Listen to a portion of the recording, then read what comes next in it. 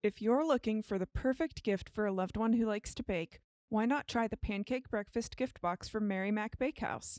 It comes with everything you need for a delicious breakfast, including maple syrup from Paul Family Farms and O'Neill Coffee. You can find the Pancake Breakfast gift box and more at marymacbakehouse.com.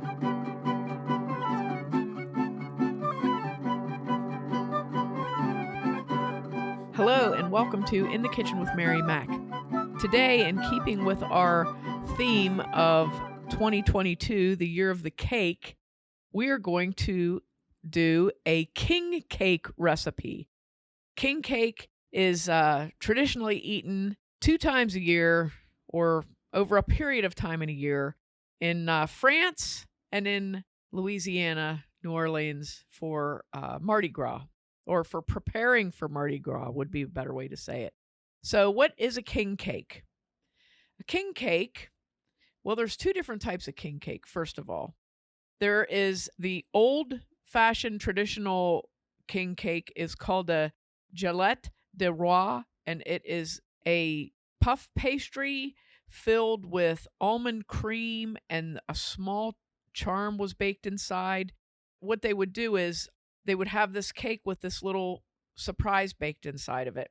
And around the cake was like a gold foil crown. So whoever got the slice with the little charm baked in there, they got to be king or queen for the day. That cake was traditionally eaten on January 6th, which is Epiphany, which is the holiday that commemorates when the wise man came to visit the child Jesus. So that's it's also Orthodox Christmas in a lot of countries, January 6th. But that was the day that the original traditional king cake was eaten, and that's the type of cake that was eaten in most of France at that time.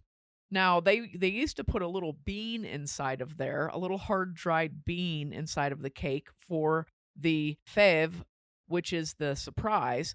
But like towards the 1800s, sometime in the 1800s, they went to a little tiny porcelain thing that would represent the baby Jesus, okay? So what was in your cake for your surprise was the baby Jesus. You don't want to bite into that little hard item. You have to be careful with it, but still it was a big deal, a big surprise. So this is an old tradition, okay?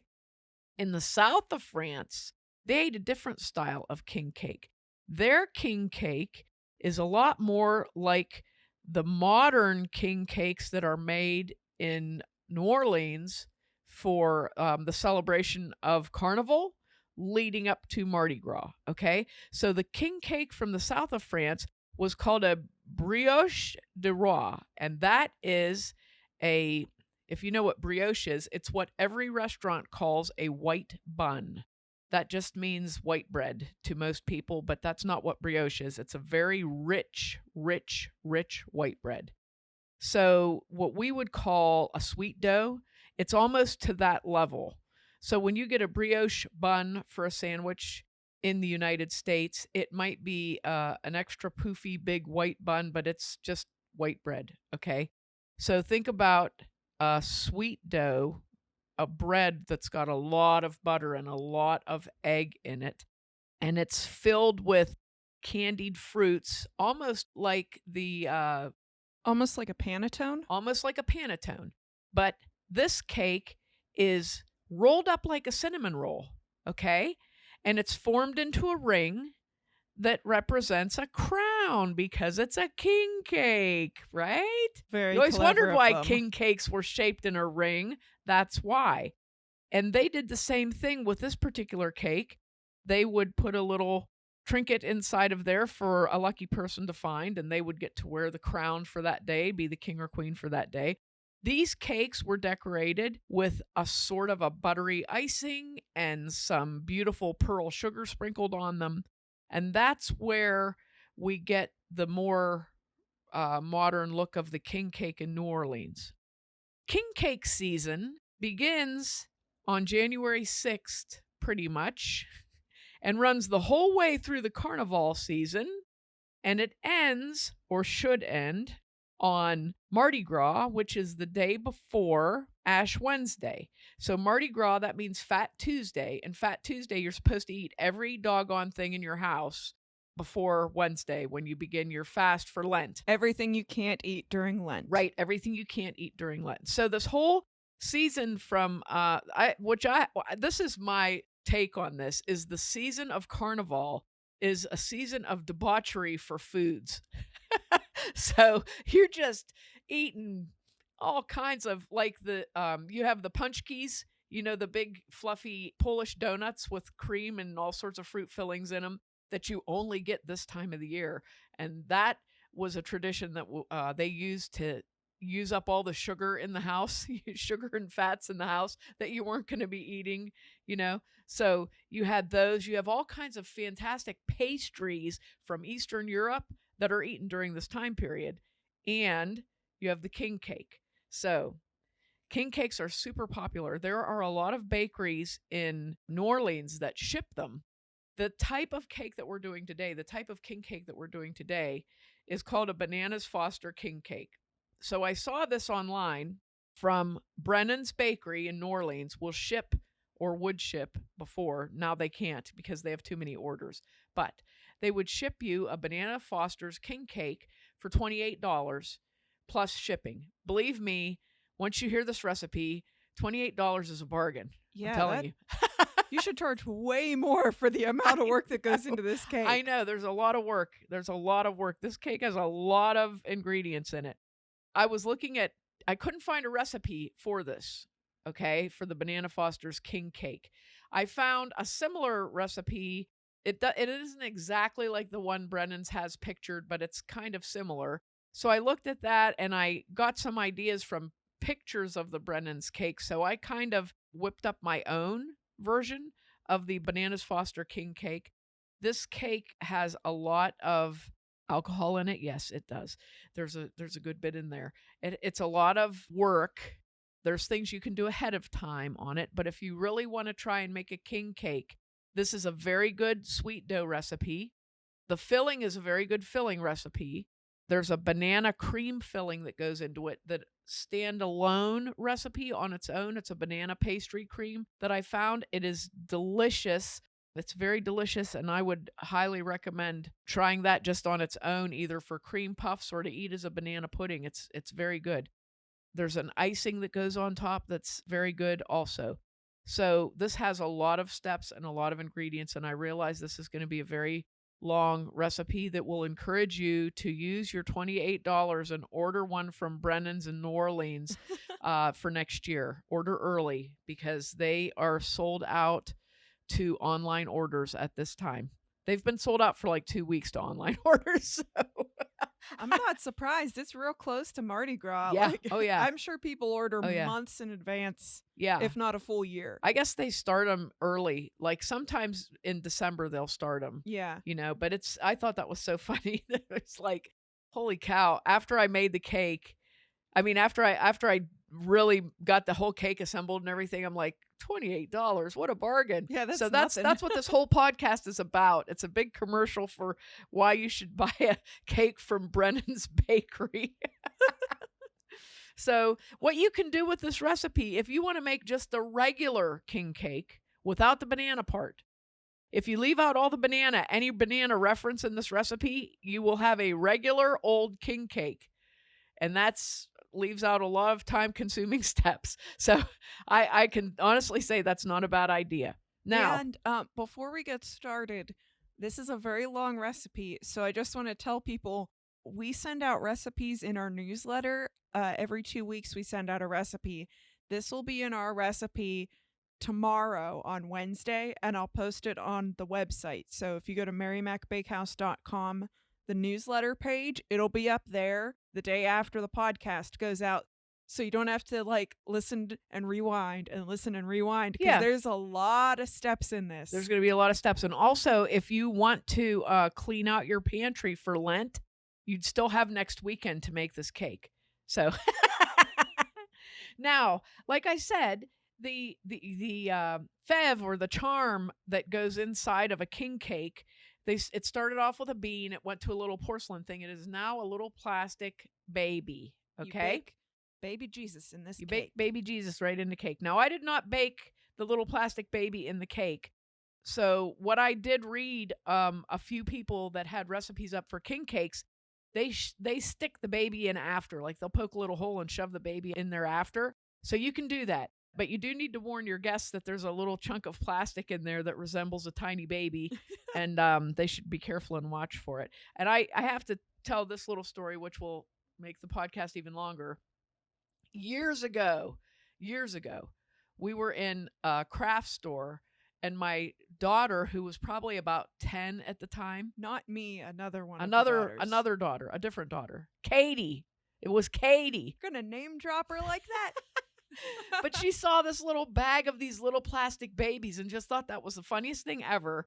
So she had to have this. And I'm like, what are you going to do with them? I don't know.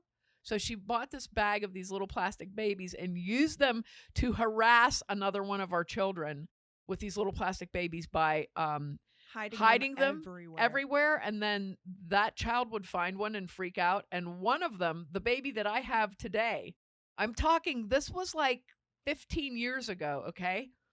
All of the children have moved out of my house. So I'm cleaning a room, and I happened to look up at the light, and there's this funny dark shadow in the light shade, and I went, oh my gosh, it's one of those babies. And it was.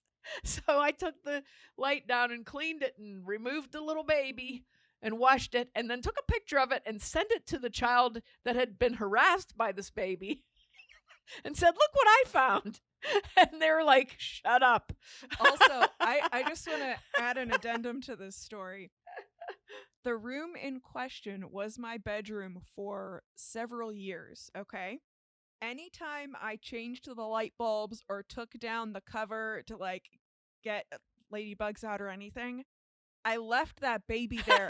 It was there the whole time. I was aware it was there, but it was hilarious to me because anytime someone else would come into the room, they'd be like, "Ah!" So yeah, that we all knew it was there, and it was just hilarious. I can't believe you just now found it. I forgot about it. I think I knew it was there, and I forgot about it. But I just thought that was so funny. I looked up, and there it was, the little outline of a little plastic baby. Oh my goodness. Well, here we go with the Bananas Foster King Cake. So first, this is the sweet dough recipe. And like I said, if you were ever looking for a really good sweet dough recipe for making pastries with or anything, this is it. This is a really good sweet dough recipe. Okay, I mixed this up in my stand mixer.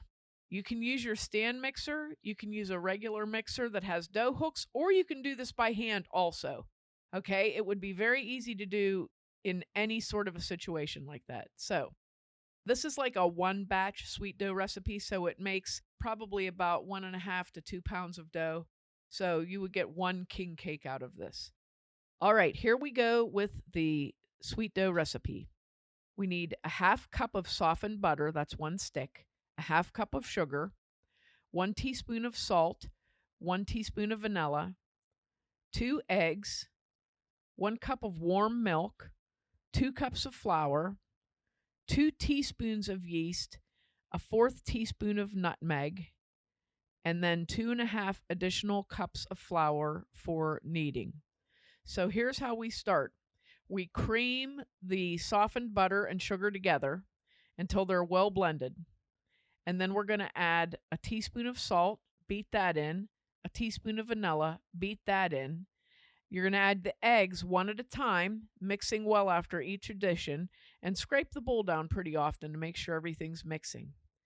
Okay, now you want to have your 1 cup of warm milk ready, and then you're going to take your 2 cups of flour, 2 teaspoons of yeast, and 1/4 teaspoon of nutmeg and blend those together with a whisk. And then add those to your beaten mixture alternately. So add a little bit of milk, a little bit of flour, a little bit of milk, a little bit of flour until you get everything added in there. And then mix that up really well for about a minute. If you're using a mixer, you can change to your dough hooks right now. If you're going by hand, the stirring is going to get rough here. So now what you want to do is take that 2.5 cups of flour and put it in a bowl and whisk it around with a whisk to lighten it. and then add flour a half a cup at a time to your dough mixture. So add half a cup and mix it or stir it.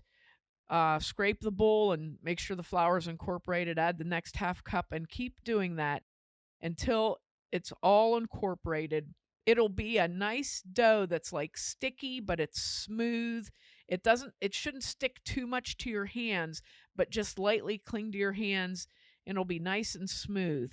So you can knead it a couple times by hand and get a feel for it. That's why I prefer to do things by hand, because I can really get the feel for the dough then. But you want this dough to be a little bit on the lighter side, so you don't want to have it over kneaded or too much flour in it. So this is just about right. So what you want to do is, once you get your dough done, put it in a very lightly oiled bowl and let it rise for about an hour to an hour and a half.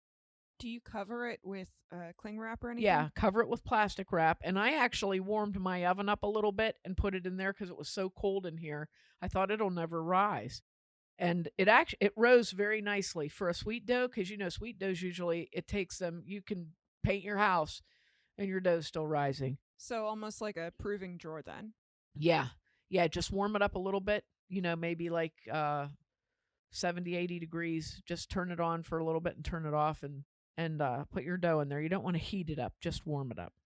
So while your dough is rising, you're going to make your filling, the brown sugar and butter part of your filling. So this is, if you think about a cinnamon roll, this is going to be very much like making a cinnamon roll, making cinnamon rolls.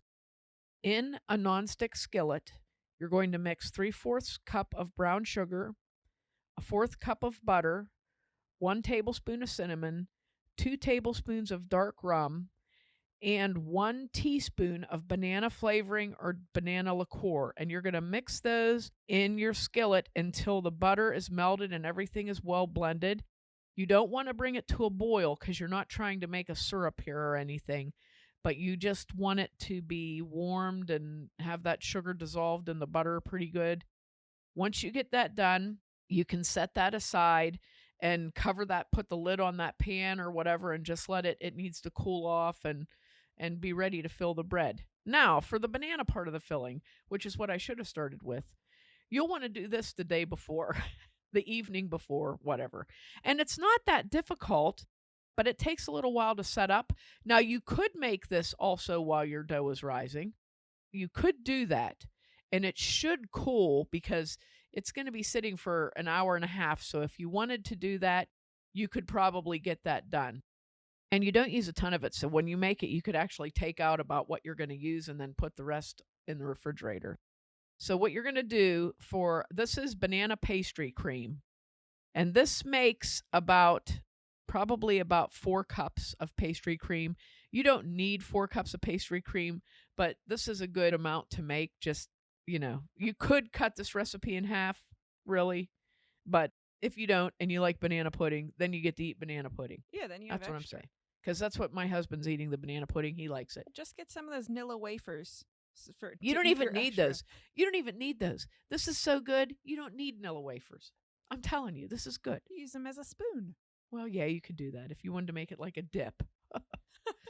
Okay, so what you need, fancy, fancy dip with lots of effort into it. And this is made in a blender, and I'm very sorry. I saw this in a video, and it didn't have a person's name attached to it, so I can't even credit somebody for this. So anyway, you need 2 ripe bananas. I'm not talking like super ripe. So not like banana bread bananas, No. just regular, like a little bit speckly. Yeah, regular little bit speckly bananas. 2 ripe bananas, peeled and broken into 3 pieces each. 1/4 cup of cornstarch, blended with a 1/2 cup of sugar. Blend those together really well. 2 cups of milk and 4 eggs.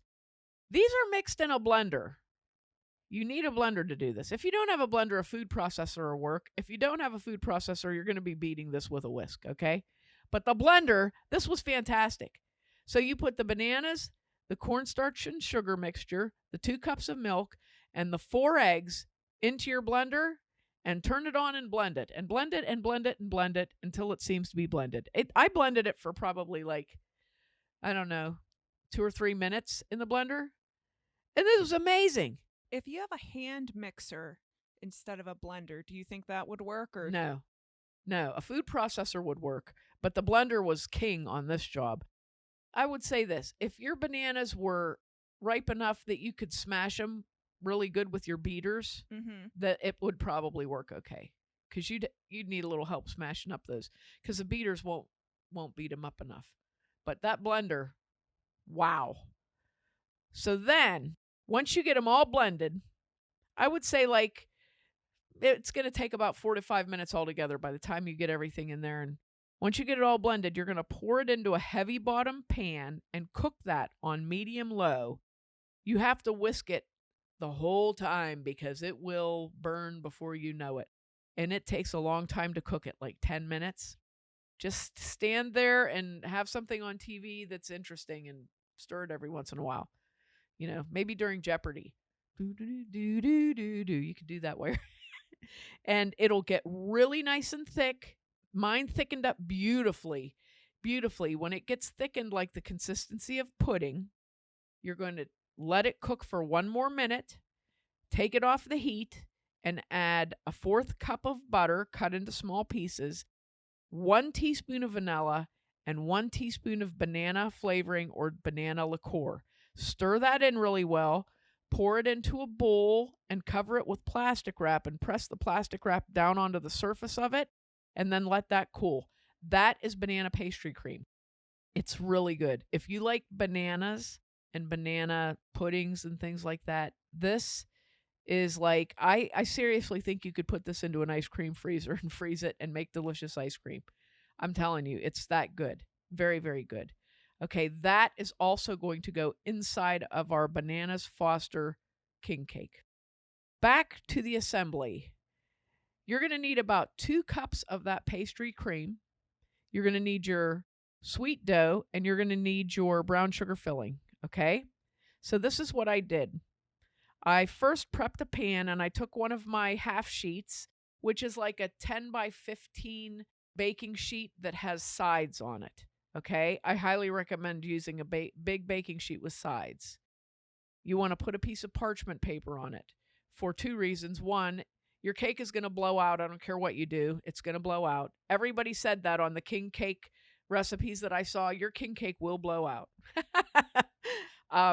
So you're going to use that to put your cake on. So get your pan ready. Preheat your oven to 375. And then what you're going to do is take an area like your table, a cleaned area on your table or your countertop or wherever you roll out dough, grease that, and then flour it. And what you want to do is make a good surface to roll your dough out on where it's not going to stick. This dough is not super delicate. You can pick it up and move it. I mean, it didn't tear or rip or anything like that.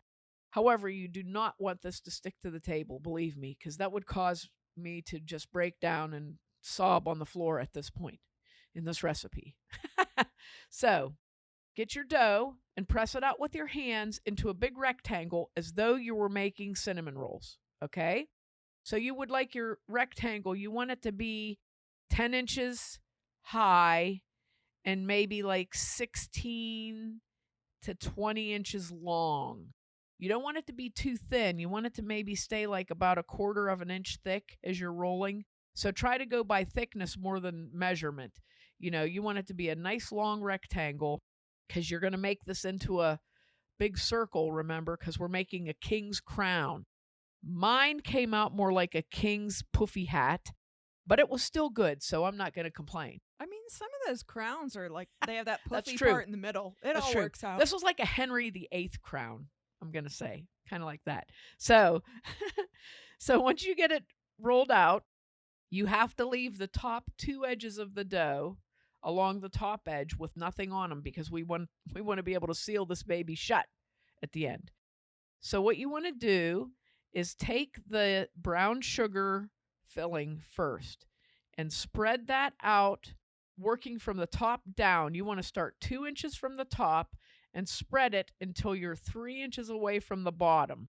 So you're going to have a thin rectangle of the brown sugar and rum, dark rum, butter filling is going to go there, okay? I used the back of a spoon and I just moved it around, kind of carefully so I didn't tear my dough. Move that all around on there and get it spread around good. Then you want to try to get as near to the edge as you can. Leave a little bit of the edge clear, but you want to get it, clear across. Okay, now once you get that spread, you're going to put the pastry cream on. And what I did with the pastry cream was I just spooned it on in a pile along the edge of the bottom of the dough.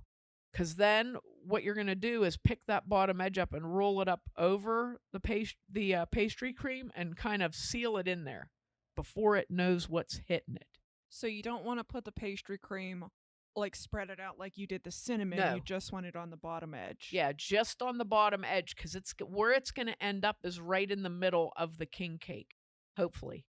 So then what you do is you pick up that bottom edge and go right over the top of the pastry cream real carefully and try to press the sides in so it isn't squeezing out the sides, and flip it up so that it's kind of encased in the dough. Once you get that pastry cream rolled in there, it'll roll right up. It rolls really easy. Roll it up like you're rolling up a cinnamon roll, and when you get to that last part, you want to take a brush or your finger and a little bit of water and just put it right on that dough, and then stick your dough down and pinch it together so that the dough is sealed along that seam. And then what I did was I pinched my ends shut just a little bit so that when I brought it together into a ring, it didn't squeeze out all over while I was moving it. Once you get that big log made, you can stretch that out with your hands a little bit. Just take your hands and run them up the log and kind of stretch it out, and then form it into a circle right on your table or your work surface. Form it into a circle and do the same thing with the water again. Wet those little edges and pinch those edges together to get your ring sealed. And then once you get it sealed up, I was able to slide my hands under this amazingly, and it didn't rip in half.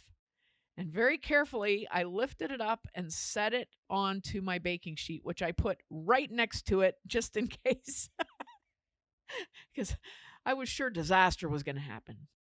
I'll have pictures of all this disaster.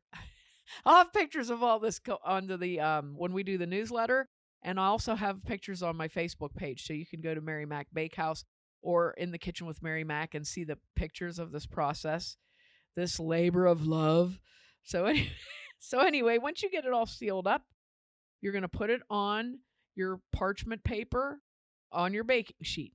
Now, you need to get an egg, beat a little egg, and your little pastry brush, and you're going to brush the whole thing with a beaten egg. Okay? You're not going to let it sit and rise because it really doesn't need to rise too long. Maybe give it 10 minutes of rest before you put it in the oven, because that's what I figured. I beat the egg in the bowl and got it ready to brush. While I was getting everything, it was probably about 10 more minutes. And then, brush it. And then you're going to put that into the oven and bake it for 30 to 40 minutes. Now, it'll get nice and golden brown on the outside when you're baking it, and you'll be able to tell when it's done because it'll be very nicely browned. And hopefully it will not be like mine and have leaked out a third of the banana cream. Still good. Still good. That's why I keep saying, buy the Brennan's one. They look beautiful in the pictures. They have whole rows of them sitting out there. Gorgeous. Now, the last thing you're going to do while this is cooling is you're going to make your icing. Even more rum goes into the icing. Now, in the brown sugar filling, you use dark rum. I happen to have gold rum for some reason, so I use that in my brown sugar. For the icing, you want to use light rum. And I had just happened to had light rum that I made vanilla in. I put vanilla beans in it and I made vanilla rum, and that's what I used for my rum. If you don't have vanilla rum, use regular old white rum for the recipe and vanilla. So here's the icing. 2 teaspoons of softened butter, 2 teaspoons of milk, 2 teaspoons of light rum, 1 teaspoon of vanilla, and 2 cups of powdered sugar. Beat that up. Then you're going to spread that Well, let me just say this. Whatever you're going to decorate this cake with, have it right there when you're going to put the icing on because you want the decorations to stick in the icing, okay? I happen to have maple crunchies, and I thought I'm putting maple crunchies on there because I think it'll look cute with those on. So I did, and they're also delicious. But you can use sparkly sprinkles, like the kind that look metallic looking ones. You can use those little pearl balls that you can put on. You can use the traditional You could decoration. put dragées on this? Yes. I couldn't think of that word. It took me a long time. I only know that word for a very stupid reason.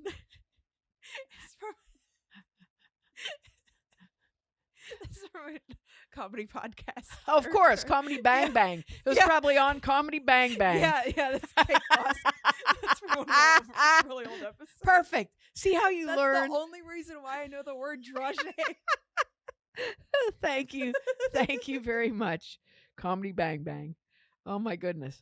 Well, the traditional decoration for a king cake is green, purple, and either gold or yellow sanding sugar, which I tried to find that, and I have to tell you, I've been planning on doing this for 2 months, and it was sold out 2 months ago. I'm not surprised. I couldn't find it anywhere. Now I did have purple and I had green, but I could not find the gold, and I didn't have quite enough purple. So when I went to order it, there was no purple and there was no gold and there was no yellow. And I'm like, how do you run out of, but apparently, bakery season in New Orleans, they use up all that beautiful icing. So you can do that to decorate your crown, or you can do any of the other things, like I said, like the little metally sprinkles or whatever like that. Okay, so what you want to do is put your icing on and immediately get those decorations, like especially sanding sugar. Get that on and you just pile it on for that's how they do king cakes. You put a lot of the sugar on. This reminds me of like when you're making a craft and you're putting glue on something and then glitter.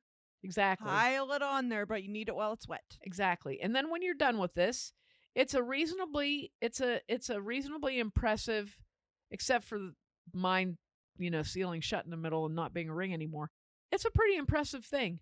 It was still a circle. It's very good. It's a very good dessert. It kind of reminds me of a sort of like a breakfast Danish type of a thing. It's very good. We are going to do the old traditional galette type king cake. Yeah, Gillette. Gillette's a different thing. Yeah, that's a razor. Never mind. But the galette, we are gonna do one of those at some point. I've been wanting to try one of those for a while, and I always forget about it. But this is a very good. This is fun. I think if you really like to bake and you enjoy spending half of a day baking something. Actually, it wasn't. I that sounds terrible. It really was probably altogether time-wise 3 hours of doing stuff. But a lot of that was, it was rising and everything, but some people don't want to do that much. But if you really want to bake something kind of neat like this and do it, and like I said, if you want to just do a plain king cake, leave the banana flavoring out, leave the banana cream out, and you just make that brown sugar filling and use the same sweet dough and roll that up inside of there like a cinnamon roll. And that's the actual traditional king cake. That's all it is. But everybody says their king cakes, your king cake's going to have a blowout, which made me laugh because I was like, okay, good to know. And it wasn't bad. Like you could trim it off and hide it. I was more surprised that mine completely, filled in the center of it just turned into like a seat cushion, But still, like I said, still good, still tastes good. That's what's important. Looks, not so important. So next year, what I'm going to do is I'm going to order one in December from Brennan's is what I'm doing. That's my plan. But anyway, it's a fun recipe. And like I said, the elements of this is a great sweet dough recipe. This is a great banana cream pastry filling recipe. It's so good. I want to try doing some different things with that because I think that would make a great, like a classic banana cream pie. It would be very good in. But I think frozen, seriously, I think if you put that in an ice cream freezer with some heavy cream, that could be stunning. It could be absolutely stunning. Banana popsicles, We'll whatever. have to try that in the summer. Yes. Now, as a question of the baby, I did not stick the baby in here because, like I said, I was going to stick it in later, and then I thought, I don't really need to stick the baby in there. But that after several of the recipes I looked at for regular old king cakes said, wait till you're done and stick your little plastic baby up inside, and then warn your eaters that it's Like going to be before in you there. decorate it. Yeah. Apparently, okay, I guess this is what I've read, but I don't know if this is true. But apparently, in the tradition of king cakes, whoever gets the baby Jesus in their slice hosts the party the next year. So that's the thing that I read. But I also did read one of the things was you're supposed to have good luck for the whole year, or you are king or queen for the day. So it could be any of those. I'd probably rather have the good luck for the whole year than host the party next year. So I think that's good. So if you try this, let us know if you try it. If you go to the depths that we did to make a king cake, let us know what you think. And thank you very much for listening to this extremely long podcast about the Bananas Foster king cake. And make sure to check us out online on Facebook and Instagram at Mary Mac Bakehouse, on Twitter at Mobile Mary Mac and Mary Mac Podcast, and on our website, marymacpodcast.com. Thanks a lot for listening if you did, and if you didn't, too bad for you.